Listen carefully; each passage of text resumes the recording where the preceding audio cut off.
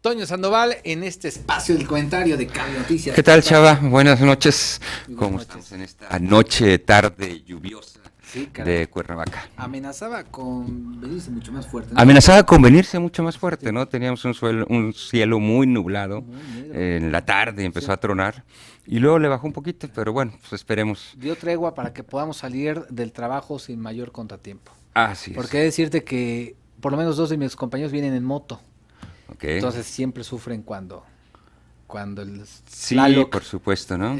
Y deja. cómo tiene, pues todas las realidades tienen como dos caras de una moneda, ¿no? Sí.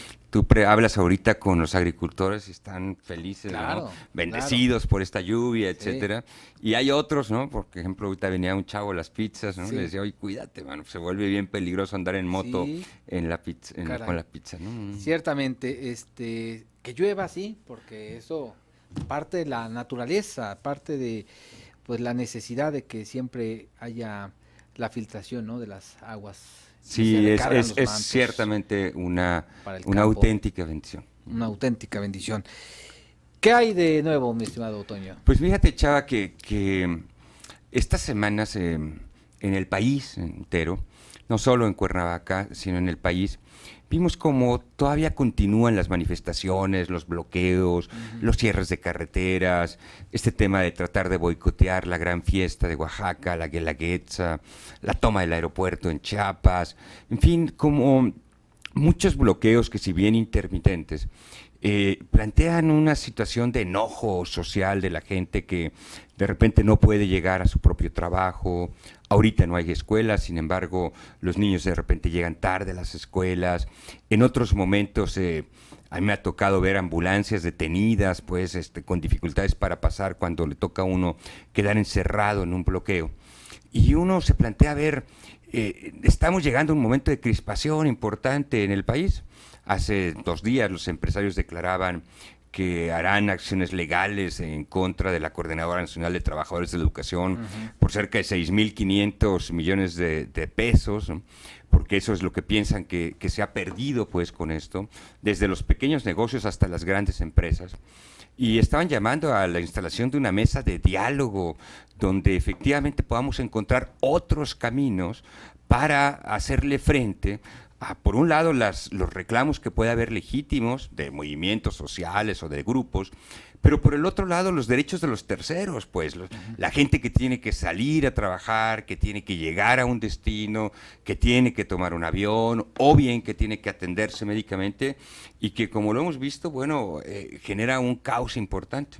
Esta semana particularmente y la semana pasada en Cuernavaca con este movimiento de Antorcha Campesina, que más allá de las demandas que pudieran tener, que eventualmente pudieran ser legítimas, pues generan una afectación muy importante en la gente, en la vida de la cotidianidad, ¿no?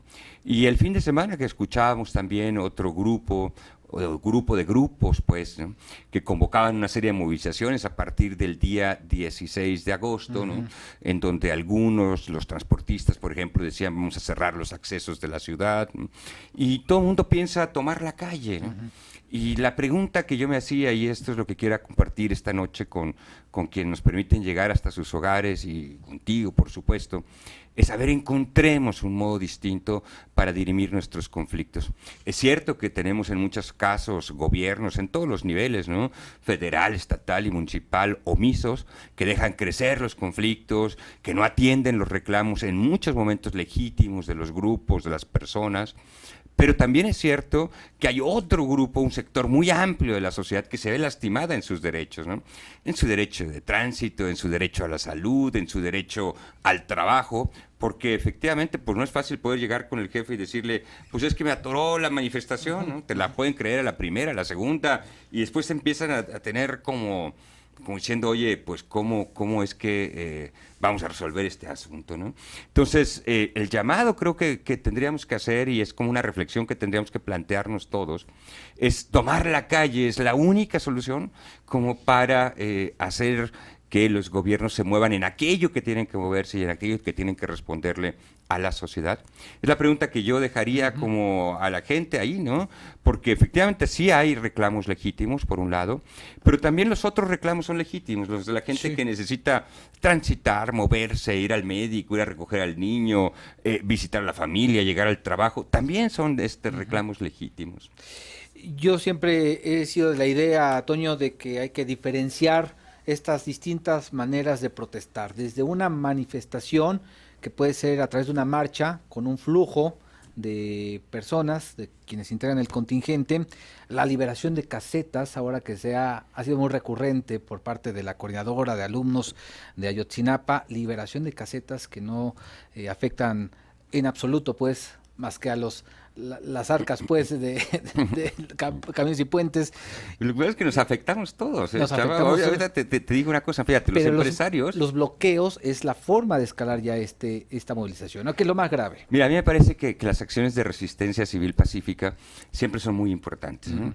Pero estas acciones de resistencia civil pacífica me parece que tendrían que tener una claridad muy especial, particularmente en el tema de no afectar a terceros. Es decir, ¿cómo hacemos sí que las autoridades constituidas, el poder constituido, se pueda mover?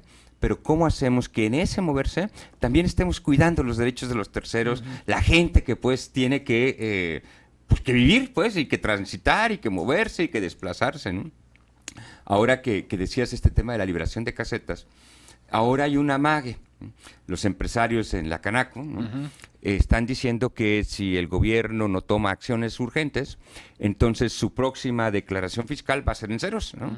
Entonces ya cada uno de nosotros podemos estar pasándonos por encima de la ley, ¿no? Sí. Y claro, si empezamos a dejar de recaudar menos, por supuesto que habrá menos servicios, por supuesto que habrá menos inversión en infraestructura, en salud, en educación, etcétera, ¿no?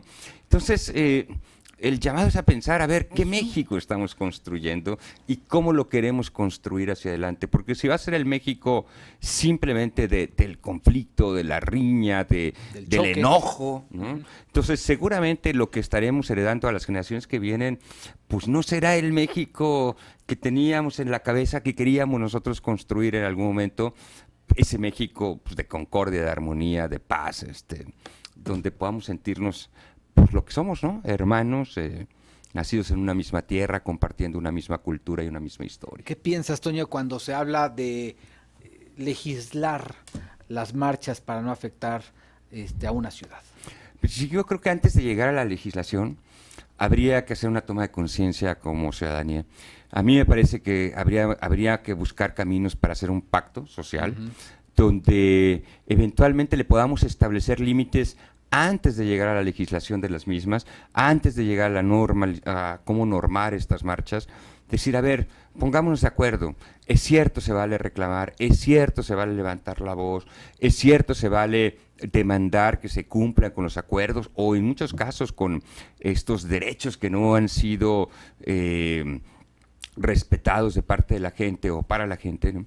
Pero también es cierto que necesitamos encontrar, y creo que creativamente podríamos encontrar caminos para hacerlo de una manera distinta a como lo estamos haciendo. Antes de llegar a la confrontación y hasta los desalojos, ¿no? Que muchas veces se han tornado hasta violentos. Sí, ¿no? Los desalojos que se vuelven violentos, pero que también te pones desde el otro lado, ¿no? A mí me ha tocado quedarme parado en algunos plantones, hace unas semanas viniendo... tratando de cruzar Chilpancingo, 4 horas detenido, y bueno, pues yo viajaba solo, ¿no? No tenía tanto problema de decir, bueno, pues aguantas, prendes el radio, en fin, pero detrás de mí había familias con niños pequeños, la cosa se vuelve como muy difícil, desesperante, ¿no? Estuve en una reunión de trabajo en Acapulco a principios de este mes, y los maestros, o así se designaban ellos, cerraron los accesos a la ciudad, ¿no? Entonces la gente que iba, y además gente sencilla que va el fin de semana a tratar de pasar estos días a Acapulco, tenía que bajarse a 1 kilómetro, 2 kilómetros con sus maletas, y los veías caminando porque no había acceso a la costera.